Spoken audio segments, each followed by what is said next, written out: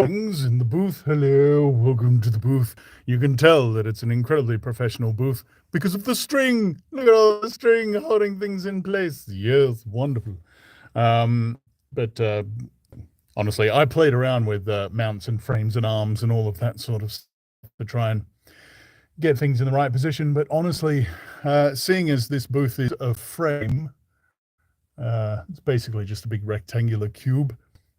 String was the best option to get the microphone in exactly the right space where I wanted it to be, facing exactly the right angle. So today, sorry, bloody malware bites throwing crap at me. All right. Today we're recording 2 chapters. One of them is incredibly short, so short that it actually starts with the line, "The 8th chapter is exceedingly brief." It's very, very short. It's like 1 paragraph. But then we're moving on to chapter 9, which is awesome and is going to be a lot of fun because it has an incredibly silly character in it, and I have a very silly voice in mind for it. So that's going to be good. All right. So let's go check all our bits, make sure the recording software is okay. I use Audacity. If you didn't know, it is free, but it is also excellent, and it does this part of the job really, really well. So if you're ever like, oh, what software should I use to record? Audacity is fine. Do a Google search for Audacity and download that, install it, and you will be well on your way with very good recording software. Okay, checked it is the right microphone, Yeti Blue. Again, not hugely expensive, but pretty good. It's not great. It's not great, but it's good. You know, everything you've heard me do has been on one of these. Okay.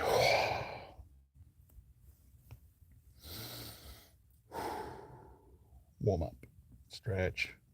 Bit of water. Mizu o nomimasu.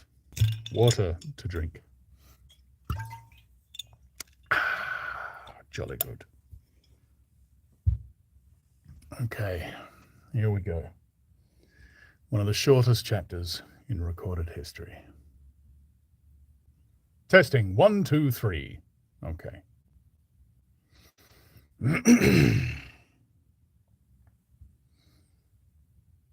Chapter 8. In Transit.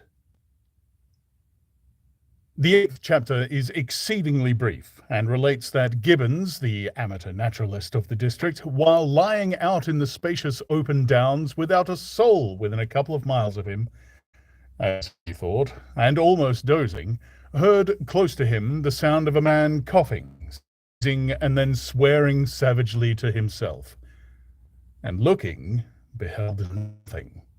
Yet the voice was indisputable. It continued to swear with that breadth and variety that distinguishes the swearing of a cultivated man. It grew to a climax, diminished again, and died away in the distance, going, as it seemed to him, in the direction of Adadeen. It lifted to a spasmodic sneeze and ended.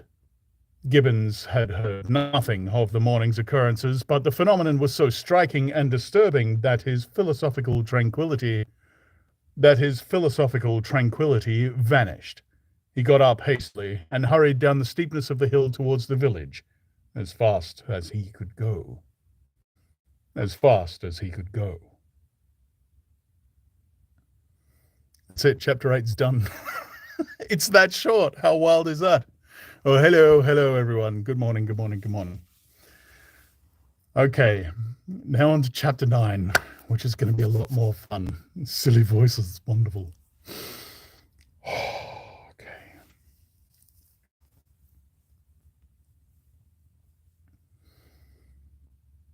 Chapter 9, Mr. Thomas Marvel. You must picture Mr. Thomas Marvel as a person of copious, flexible visage, a nose of cylindrical protrusion, a liquorish, ample, fluctuating mouth, and a beard of bristling eccentricity. his figure inclined to embonpoint, his short limbs accented. His short limbs accented this inclination. He wore a furry silk hat and frequent substitution of twine and shoelaces for buttons. Apparent at critical points of his costume, marked a man essentially bachelor. Mr. Thomas Marvel was sitting with his feet in a ditch by the roadside over the down towards Aberdeen. I keep wanting to say Aberdeen because I've never heard of Aberdeen. Mr. Thomas Marvel was sitting with his feet in a ditch by the roadside over the down towards Aberdeen, about a mile and a half out of Epping. His feet, save for socks of irregular open work, were bare. His big toes were broad and pricked like the ears of a watchful dog. In a leisurely manner, he did everything in a leisurely manner, he was contemplating trying on a pair of boots. They were the soundest boots he had come across for a long time, but too large for him. Whereas the ones he had were, in dry weather, a very comfortable fit, but far too thin-soled for damp. Mr. Thomas Marvel hated roomy shoes, but then he hated damp. He had never properly thought out which he hated most, and it was a pleasant day, and there was nothing better to do, so he put the 4 shoes in a graceful group on the turf and looked at them. And seeing them there among the grass and springing agrimony, it suddenly occurred to him that both pairs were exceedingly ugly to see. He was not at all startled by a voice behind him. "They're boots, anyhow." "Well, they're boots, anyhow," said the voice. "They are charity boots," said Mr. Thomas Marvel, with his head on one side, regarding them distastefully. "And which is the ugliest pair in the whole blessed universe? I'm damned if I know." Said the voice. I've worn worse. In fact, I've worn none, but none so audaciously ugly, if you'll allow the expression. I've been cadging boots in particular for days, because I was sick of them. They're sound enough, of course, but a gentleman on tramp sees such a thundering lot of his boots, and if you'll believe me, I've raised nothing in the whole blessed country, try as I would, but them. Look at 'em. And a good country for boots, too, in a general way, but it's just my promiscuous luck. I've got my boots in this country 10 years or more, and then they treat you like this." "It's a beast of a country," said the voice, "and pigs for people." "It," said Mr. Thomas Marvel. "Lord, but them boots, it beats it." He turned his head over his shoulder to the right and looked at the boots of his interlocutor with a view to comparisons, and lo, where the boots of his interlocutor should have been, there were neither legs nor boots. He was irradiated by the dawn of a great amazement. "Where are you?"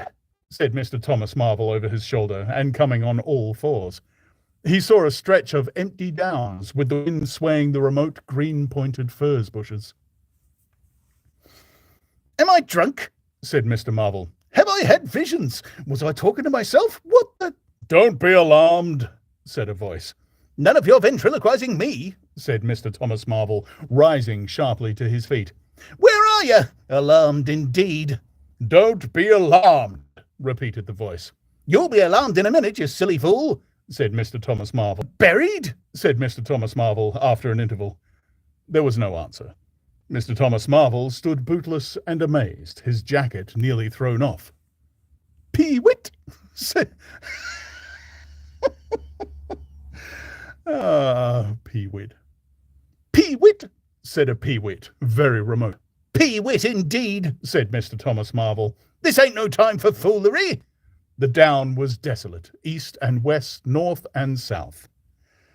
The road with its shallow ditches and white bordering stakes ran smooth and empty north and south, and, save for that Pee-wit, the blue sky was empty too. "So help me," said Mr. Thomas Marvel, shuffling his coat onto his shoulders again. "It's the drink. I might have known." "It's not the drink," said the voice. "You keep your nerves steady." "No," said Mr. Marvel, as his face grew white amidst its patches. "It's the drink," his lips repeated noiselessly. Can't do that in an audiobook, can I? He remained staring about him, rotating slowly backwards. I could have sworn I heard a voice, he whispered. I should whisper that. I could have sworn I heard a voice, he whispered. Of course you did. It's there again, said Mr. Marvel, closing his eyes and clasping his hand over his brow with a tragic gesture. He was suddenly taken by the collar and shaken violently and left more dazed than ever. Don't be a fool, said the voice. I'm off my bloomin' chump, said Mr. Marvel. It's no good. It's fretting about them blasted boots. I'm off my blessed bloomin' chump, or it's the spirits. Neither one nor the other, said the voice. Listen. Jump, said Mr. Marvel. 1 minute, said the voice, penetratingly, tremulous with self-control. Well, said Mr. Thomas Marvel, with a strange feeling of having been dug in the chest by a finger. You think I'm just imagination? Just imagination? Well, what else can you be? Said Mr. Thomas Marvel, rubbing the back of his neck. Very well, said the voice in a tone of relief. Then I'm going to throw flints at you till you think differently. But where are you? The voice made no answer. Whiz came a flint, apparently out of the air, and missed Mr. Marvel's shoulder by a hair's breadth. Mr. Marvel, turning, saw a flint jerk up into the air, trace a complicated path, hang for a moment, and then fling at his feet with almost invisible rapidity. He was too amazed to dodge. Whiz it came and ricocheted from a bare toe into the ditch. Mr. Thomas Marvel